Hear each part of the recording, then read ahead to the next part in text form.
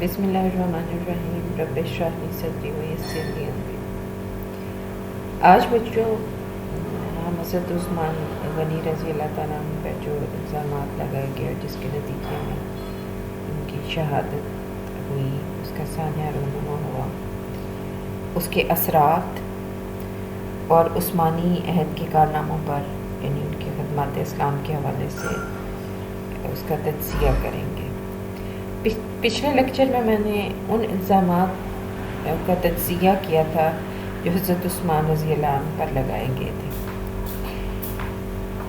اور اختتام میں نے اس بات سے کیا تھا کہ مصری وفد نے جب قاصد کو پکڑ لیا، جس کے ہاتھ میں وہ خط تھا جس میں ان تمام لوگوں کو قتل کرنے کا حکم تھا، تو یہ وفد واپس مدینہ لوٹ آیا۔ نہایت سختی سے اب ان لوگوں نے خلافت سے دستبرداری کا مطالبہ شروع کر دیا۔ بڑے بڑے جید صحابہ نے مداخلت کی۔ جب اس واقعے کی تحقیق کی تو معلوم ہوا کہ یہ خط دراصل مروان بن حکم بن العاص نے لکھا تھا اور اس پر مہر خلافت بھی لگا دی تھی۔ مصری وفد کو مطمئن کرنے کی کوشش کی گئی کہ یہ تو امیر المومنین جو ہیں وہ خود اس خط سے بالکل بے خبر ہیں اور یہ سب مروان کی شرارت ہے، لیکن جو بلوائی تھے وہ مطمئن نہ ہوئے اور حضرت عثمان پر اس الزام کی حقیقت منظر عام پر آ گئی۔ بہرحال انہوں نے حضرت عثمان غنی کے گھر کا محاصرہ کیا۔ اہل مدینہ بھی مدافعت کے لیے جا پہنچے، لیکن حضرت عثمان نے انہیں قسم دے کر واپس کیا۔ صرف حسن بن علی رضی اللہ عنہ، محمد بن طلحہ رضی اللہ عنہ اور عبداللہ بن زبیر رضی اللہ عنہ دروازے پر پہرا دیتے رہے۔ 40 روز تک یہ محاصرہ ایسے ہی جاری رہا، یہاں تک کہ خبر مشہور ہوگی کہ اسلامی فوجیں دوسرے صوبوں سے مدینہ پہنچ رہی ہیں۔ ان بلوائیوں نے محاصرہ اور سخت کر دیا، پانی بند کر دیا۔ حضرت علی کرم اللہ وجہہ اور ام المومنین ام حبیبہ نے بلوائیوں کو سمجھا بجھا کر حضرت عثمان کو پانی اور کھانے کی چیزیں پہنچانے کی کوشش کی، لیکن انہوں نے اجازت نہ دی۔ حضرت عثمان رضی اللہ عنہ جب حضرت علی رضی اللہ عنہ کو بلا بھیجا تو بھی ان فتنہ پردازوں نے انہیں اندر جانے کی اجازت نہ دی۔ آپ نے اپنا امامہ اتار کر قاصد کو دیا اور کہا کہ جو حالت ہے دیکھ لو اور جا کر کہہ دو۔ اس موقع پر صحابہ کرام نے جنگ کی اجازت طلب کی۔ زید بن ثابت انصار کی جماعت لے کر حاضر ہوئے۔ عبداللہ بن زبیر اور ان کے نوجوان ساتھی بھی قصر خلافت میں موجود تھے، لیکن حضرت عثمان نے عبداللہ بن عباس کو امیر الحج بنا کر روانہ کر دیا اور باقی لوگوں کو خدا کی قسم دے کر لڑنے سے منع کر دیا۔ مغیرہ بن شعبہ نے جو عرب کے مدبرین میں شمار ہوتے تھے مشورہ دیا کہ 3 میں سے ایک صورت اختیار کیجیے، یا تو ہم لوگوں کو ساتھ لے کر نکلیے اور مقابلہ کیجیے، یا عقبی دروازے سے نکل کر مکہ کی طرف نکل جائیے، وہاں امن ہے، اور شام چلے جائیے تاکہ وہاں پر معاویہ موجود ہیں۔ لیکن حضرت عثمان نے ان میں سے کوئی مشورہ قبول نہیں کیا اور فرمایا کہ میں جوار رسول کو نہیں چھوڑنا چاہتا۔ جیسے میں نے پہلے بتایا کہ صحابہ زادے ان کے دروازے پر پہرا دے رہے تھے۔ شورش پسندوں نے دروازے سے داخل ہونے کی کوشش کی، لیکن معمولی کشت خون کے بعد وہ پیچھے ہٹنے پر مجبور ہوئے۔ انہوں نے دروازوں کو آگ لگا دی۔ اس دوران کچھ بلوائی دوسرے مکانوں پر چڑھ کر اندر داخل ہونے میں کامیاب ہو گئے۔ اس وقت حضرت عثمان تلاوت قرآن پاک میں محو تھے۔ ایک بلوائی نے آگے بڑھا اور اس نے، جس کا نام کنانہ بن بشر تھا، اس نے آپ کی پیشانی مبارک پر لوہے کی لاٹھی ماری، جس سے خون کا فوارہ بہہ نکلا۔ آپ بے ہوش ہو گئے۔ ایک ظالم نے سینے پر چڑھ کر کئی وار کی اور آپ کو شہید کر ڈالا۔ اس دوران آپ کی زوجہ حضرت نائلہ چھڑانے کے لیے آئی تو ان کی 3 انگلیاں بھی کٹ گئیں۔ حضرت عثمان کی شہادت جمعہ کے دن ہوئی۔ مدینہ پر باغیوں کا قبضہ تھا، خوف کی فضا تھی۔ ایک دن ان کی لاش مبارک جو تھی بے گور و کفن پڑی رہی۔ ہفتہ کی شام کو بعض صحابہ نے ہمت کی اور کابل سے مراکش تک کے اس فرما روا کو 17 آدمیوں کی مختصر سی جماعت نے سپرد خاک کر دیا۔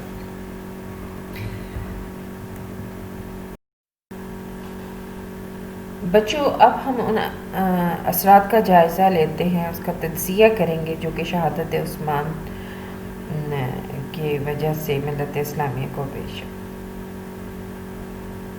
یہ ایک ظاہر معمولی واقعہ نہیں تھا، نہ ایک فرد کے قتل کا معاملہ، بلکہ ملت اسلامیہ کے جو رہنما تھے امیر المومنین مسلمانوں، ان کو شہید کر دیا گیا تھا۔ حضرت عثمان کے وہ الفاظ کی یاد رکھو، واللہ اگر تم نے مجھے قتل کر دیا تو پھر تا قیامت نہ ایک ساتھ نماز پڑھو گے اور نہ ایک ساتھ جہاد کرو گے۔ اور یہ حقیقت ہے کہ ملت اسلامیہ اس کے بعد کبھی متحد نہ ہو سکی، اتحاد پارا پارا ہو گیا اور مسلمان فرقوں میں تقسیم ہو گئے، اور وہ تلوار جو کافروں کے خلاف اور دشمنان اسلام کے خلاف چلتی تھی وہ اب ایک دوسرے کی گردنیں کاٹنے میں مصروف ہو گئے۔ حضرت حذیفہ رضی اللہ تعالیٰ عنہ نے ٹھیک فرمایا تھا کہ شہادت عثمان رضی اللہ عنہ سے وہ رخنہ پیدا ہو گیا جسے پہاڑ بھی بند نہیں کر سکتا۔ امت میں زبردست بے چینی پیدا ہو گئی۔ مدینہ کا ہر شخص سخت پریشان ہوا، کسی کو توقع نہ تھی کہ معاملات یہاں تک پہنچ جائیں گے۔ سبائیوں نے اہل بیت کے خلاف خلافت کا عقیدہ پھیلایا، اس لیے حضرت علی رضی اللہ عنہ نے بے چینی کے عالم میں دونوں ہاتھ اٹھائے اور کہا، اے اللہ گواہ رہنا، میں خون عثمان سے بری ہوں۔ حضرت عبداللہ بن عباس کا تبصرہ یہ تھا کہ اگر ساری مخلوق اس قتل میں شریک ہوتی تو اس پر آسمان سے پتھر برستے۔ اسلامی امہ کے اتحاد کا خاتمہ اور فرقوں کا آغاز، جیسے میں نے پہلے آپ کو بتایا، قصاص عثمان کے نام پر مسلمانوں کی تلواریں ایک دوسرے سے ٹکرا گئیں۔ وہ لوگ جو قصاص عثمان کی دعوت لے کر اٹھے وہ عثمانی کہلائے۔ دوسرا گروہ شیعان علی کا تھا، اور تیسرا ایک گروہ بھی تھا جو معاذوں پر جہاد میں مصروف تھا، وہ غیر جانبدار ہو گیا۔ قبائلی تعصب اثر نو ابھر آیا۔ بنو امیہ اور بنو ہاشم کے درمیان پرانی رقابت پھر ابھر آئی۔ اب آگے چل کر مستقبل میں مرکز حکومت مدینہ کی بجائے کوفہ بن گیا، کیونکہ جب حضرت علی کا انتخاب ہوا تو انہوں نے گزشتہ واقعے کو دیکھتے ہوئے دارالخلافہ مدینہ سے کوفہ منتقل کر دیا تاکہ اس باہمی کشمکش اور خون ریزی سے نبی کا شہر محفوظ رہے، اور اس طرح سے اہل کوفہ کی نمائندگی جو تھی وہ مجلس شورا میں بڑھ گئی۔ پھر مفتوحہ قوموں کا اثر و رسوخ۔ حضرت علی کی مجلس شورا میں کوفی اور عراق کافی تعداد میں موجود تھے، اور امیر معاویہ نے شامیوں کو اپنا دست و بازو بنایا۔ اس طرح وہ قومیں جو اسلام کی نوخیز طاقت سے شکست کھا گئی تھیں پھر سے اہم ہو گئی۔ مفتوحہ قوموں کو بے سمجھ اور اکھڑ لوگوں نے وقتی طور پر تو حضرت علی کا ساتھ دیا، لیکن بعد میں ان سے بھی بگڑ گئے اور خارجی کہلائے۔ یہ خوارج کئی صدیوں تک مسلمانوں کے لیے مسئلہ بنے رہے۔ یہودیوں نے بھی سازش کی مسلمانوں میں رخنہ ڈالنے کی۔ حضرت علی کرم اللہ وجہہ جن کو اقتدار ملا، حضرت عثمان کے بعد خلافت ملی، ان کے لیے مشکلات کا ایک انبار تھا جو سامنے تھا، جس کو انہیں دیکھنا تھا، کیونکہ مسلمانوں کی تلواریں ایک دوسرے کے خون سے رنگین ہو رہی تھی۔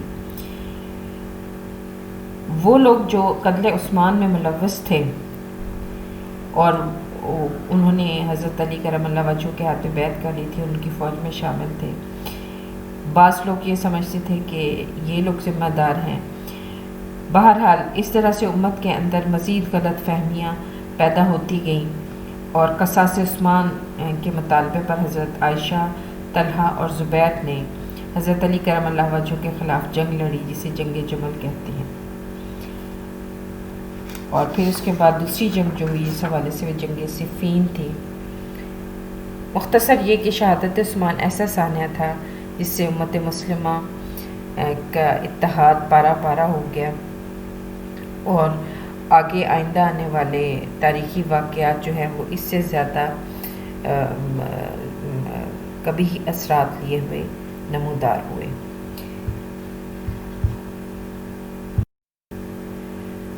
اب بچوں ہم حضرت عثمان غنی کے خدمات اسلام کا اور ان کے کارناموں کا جائزہ لیں گے۔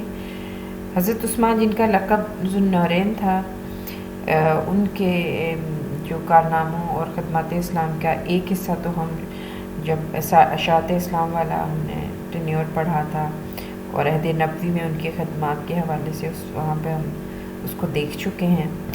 باقاعدہ خلیفہ بننے کے بعد ان کے جو اہم کارنامے ہیں ان کا ہم تھوڑا سا جائزہ لے لیتے ہیں۔ سب سے پہلے تو بغاوتوں کا خاتمہ۔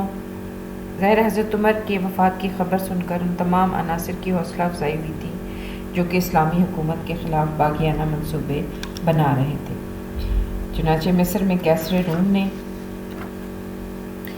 اسکندریہ میں بغاوت پھیلائی، خراسان، آذربائیجان اور آرمینیا میں بھی بغاوتیں ہوئیں۔ غرض یہ کہ وہ تمام علاقے جو دارالخلافہ سے یعنی سینٹر سے دور تھے وہ باغی ہونے لگے۔ حضرت عثمان نے نہ صرف ان تمام بغاوتوں کو کامیابی سے دبایا بلکہ آئندہ آنے والی بغاوتوں کو روکنے کے لیے بھی مؤثر اقدامات کیے۔ عہد عثمانی کے ابتدائی 6 سال اسلامی عساکر نے مسلسل فتوحات حاصل کی۔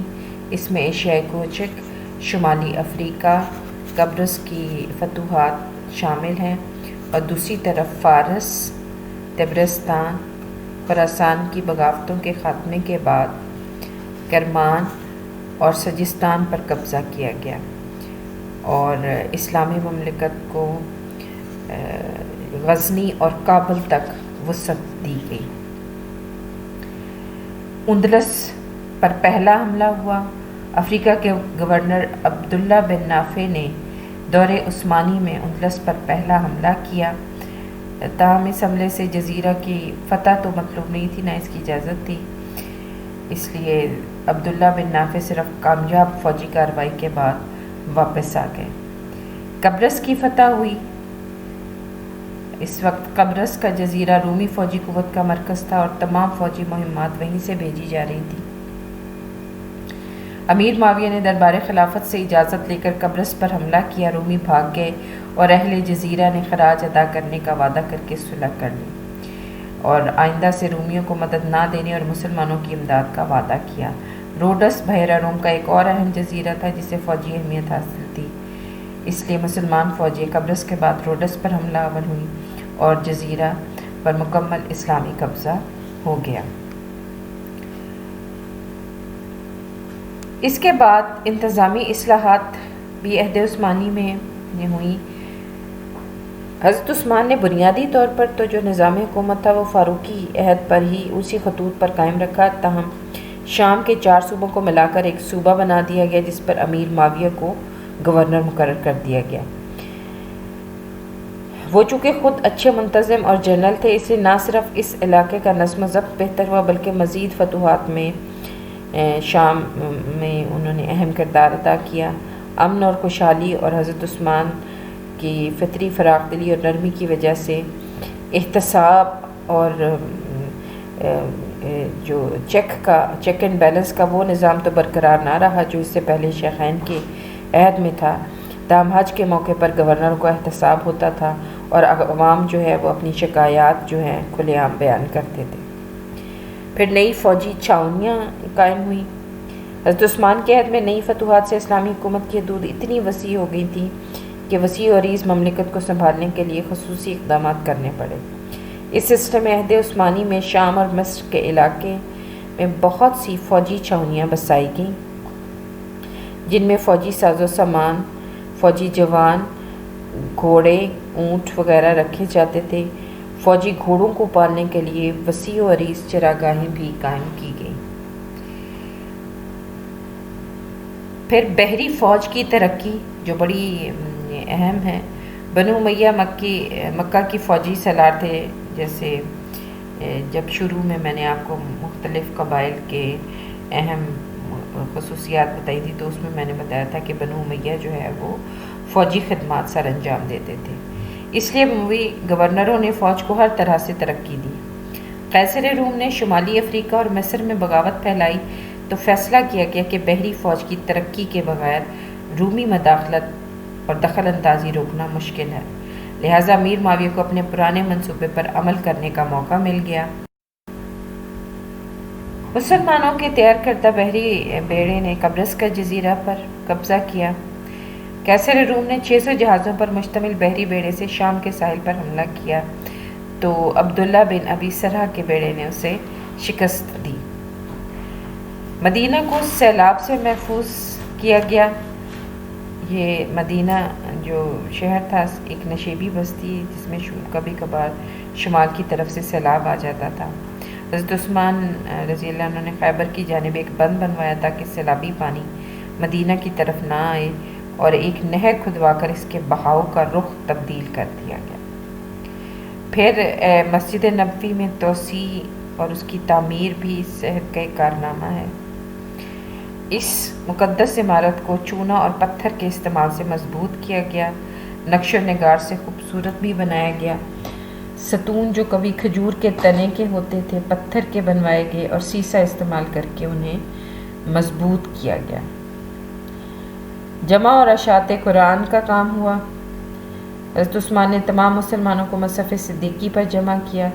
حضرت حفصہ رضی اللہ عنہا سے محفوظ نسخہ لے کر اس کی نقلیں تیار کی گئیں اور تمام مفتوحہ علاقوں میں جہاں اسلام لوگ قبول کر رہے تھے تیزی کے ساتھ ان کو بھجوایا گیا۔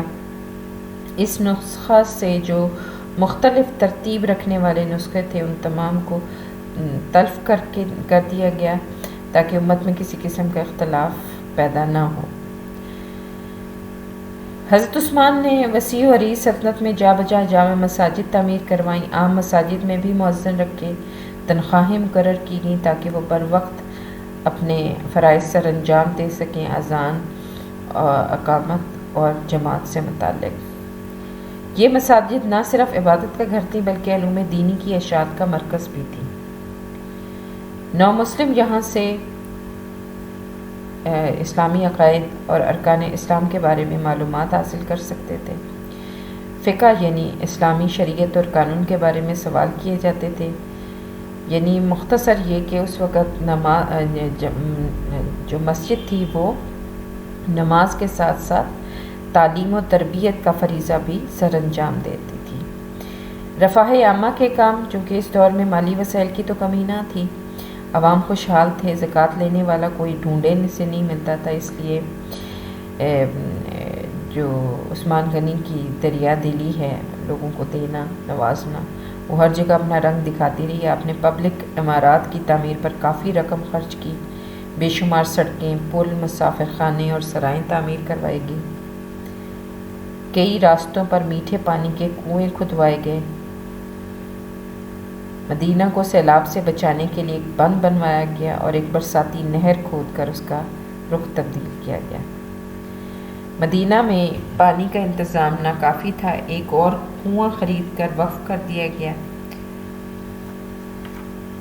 حضرت عثمان غنی بہت ذہین، نرم، معاملہ فہم اور سمجھدار انسان تھے، اور آپ ان چند لوگوں میں سے تھے جو شروع ہی سے پڑھنا جانتے تھے اور اسلام کے ابتدائی دور میں ہی اسلام قبول کرنے کا شرف حاصل کیا۔